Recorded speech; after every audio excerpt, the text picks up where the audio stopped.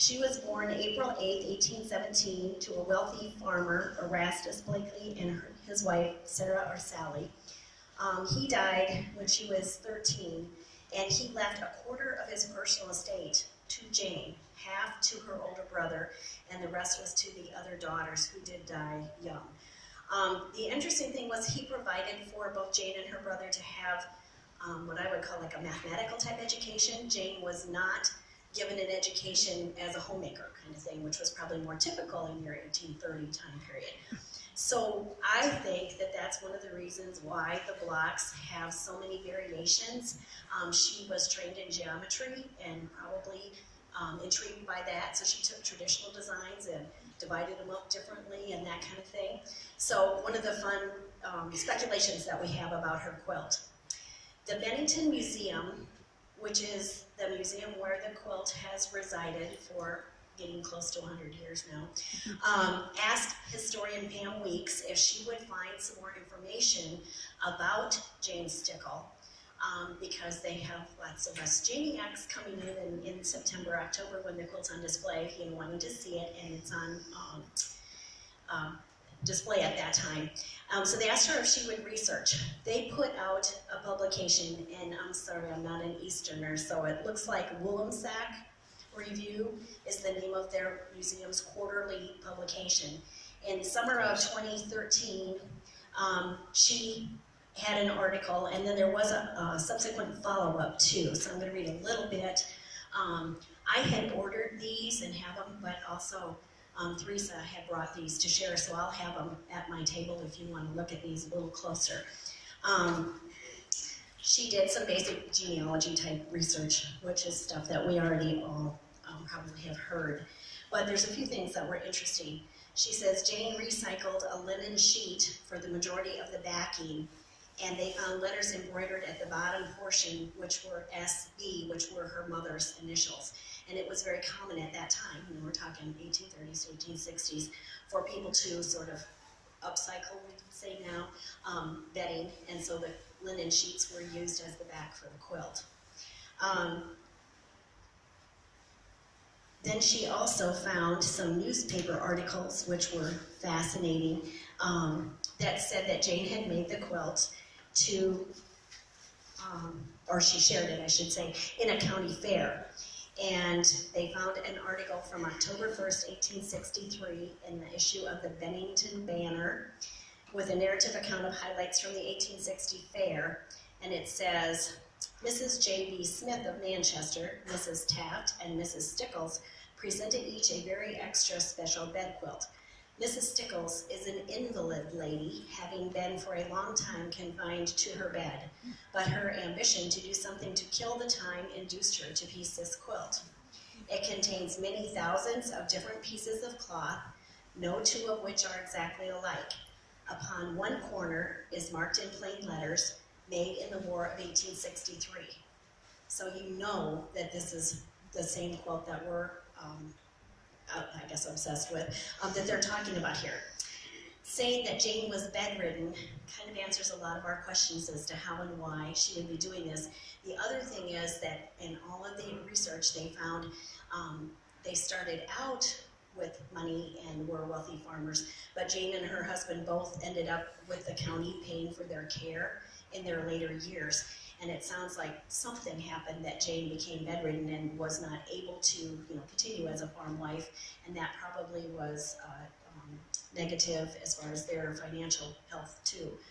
So it says there was a premium list that in the ladies section, and it's noted for the best patched quilt, she was awarded $2 for prize money, but they said that would be about $40 in our money today. So, at the time, that would have been, a pretty good reimbursement for her fabulous quilt.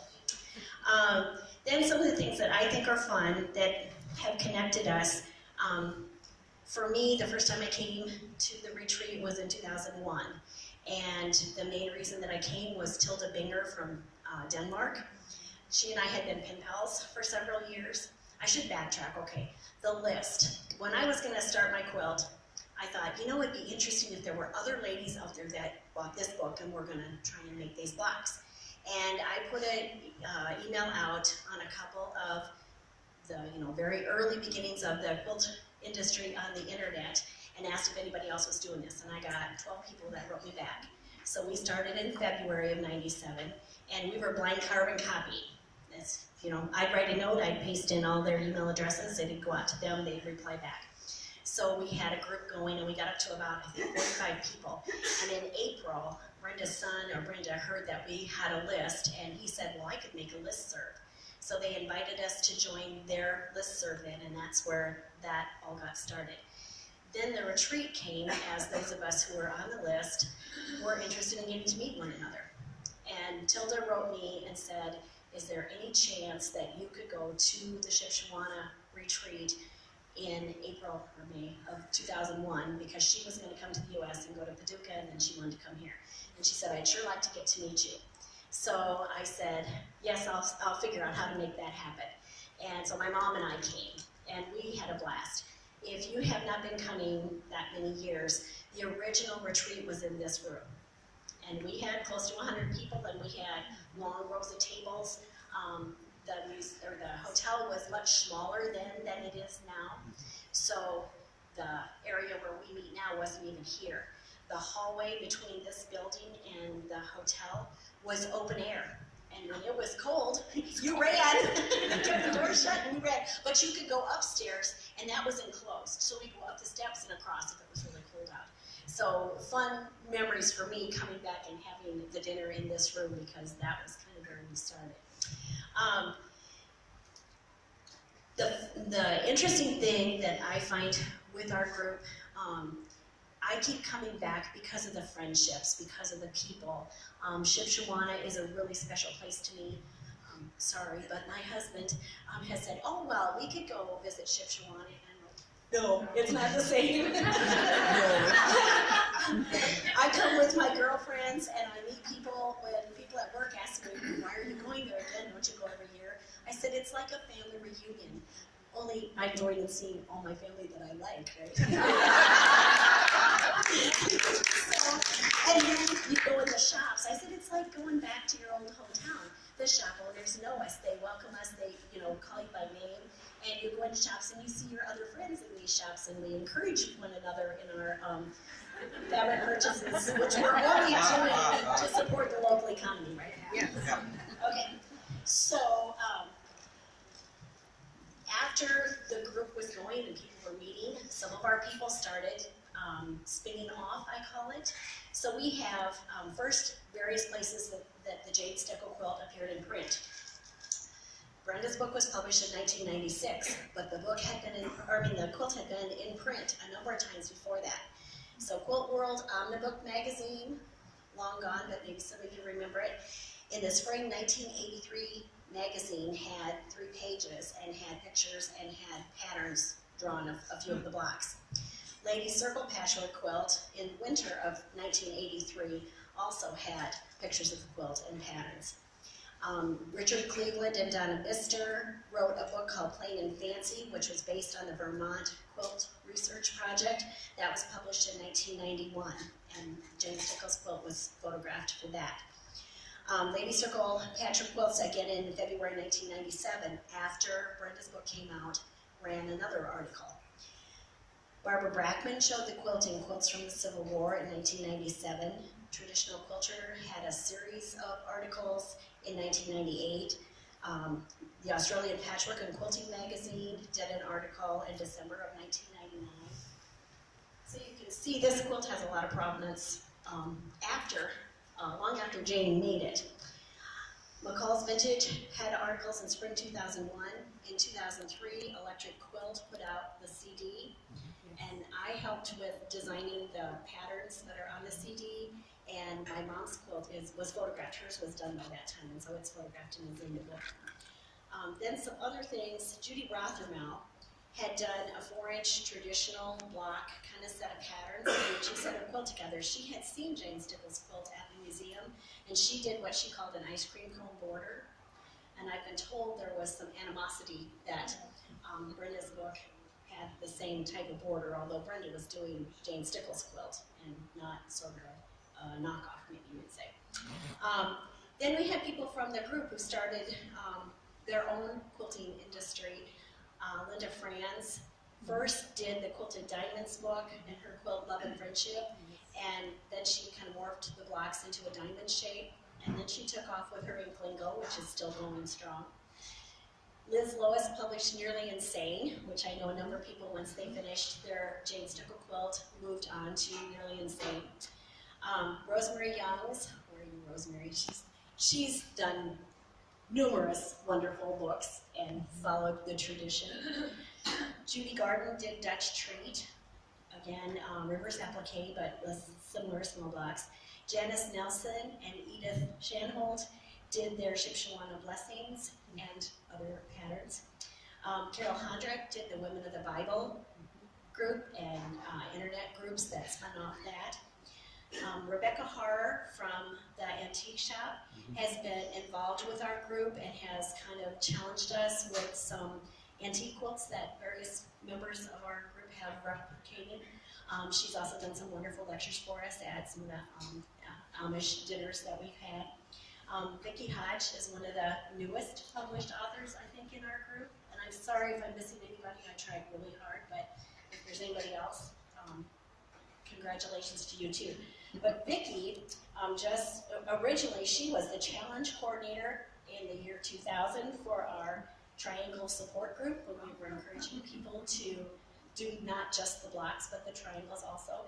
And now she just published button box quilts with Quilt Mania.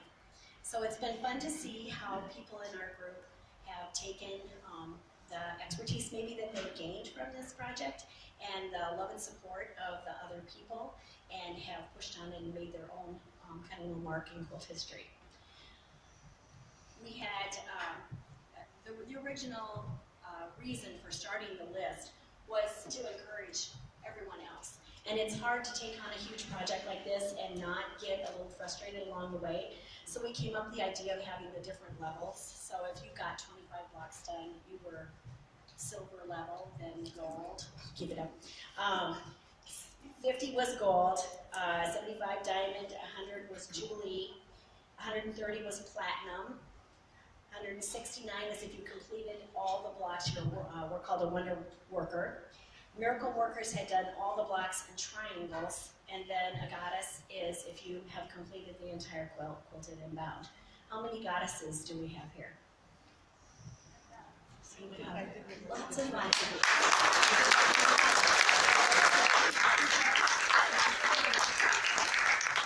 Now, the interesting thing to me, looking out and looking back over the years, is I sent out an email. And I really think if I hadn't sent out those original emails, would all of this have followed? You know, everybody would have been probably quilting. I think the book might have stayed around for a couple of years. There's some really wonderful quilt books that, you know, the way the market is, they come out and a year or two later, they're out of print. And maybe you could still find a copy on Abe Books, but, you know, they're just gone. And so I think this has been just a fabulous phenomenon. And the thing that really, to me, connects everybody together is our group and how we've supported one another. I know a lot of you have had special friendships that have developed, and I think because the internet was just becoming popular, it's like everything hit at just the right time. The internet was there, we had the option or the opportunity to connect with quilters in other states and other countries, all the friendships that we've gained from that, and I just think Jane has to be looking down and just saying, wow, this is just awesome. I've had some really personal, wonderful experiences at the retreat. Two of them, the first time I came, my mom came with me, and it was her 70th birthday, and I said, I'm gonna take you with me to this retreat, and this is gonna be for your 70th birthday. And we surprised her with a birthday cake, right in this room, and my mom just bawled like a baby, and she said, I've never had a birthday party before. And she said, I said, Mom, I mean, we always have you over for your birthday and we have cake and that. She goes, no, I mean a real birthday party. I was born during the Depression and my folks, you know, didn't have the means to do that. And it meant so much to her. And then the second time we came was in November of 2003. And right up until we left, and it's an 8-hour drive for us to get here, there were reasons that both of us, you know, probably could have stopped and not come. And we did, and we got here. And we had the best time when we were here. And we got back home and it was Christmas, and right after Christmas, she was having a lot of problems, and she had had lung cancer, had been told she was cancer-free, and by January she was gone. So I really treasure the time that I had here with her, because those were days that we spent, the two of us, one-on-one. And if I'd been home, I had two young boys, and it just wouldn't have happened. So that's a really special thing for me too. I think so many of these things that touch us and keep bringing us back.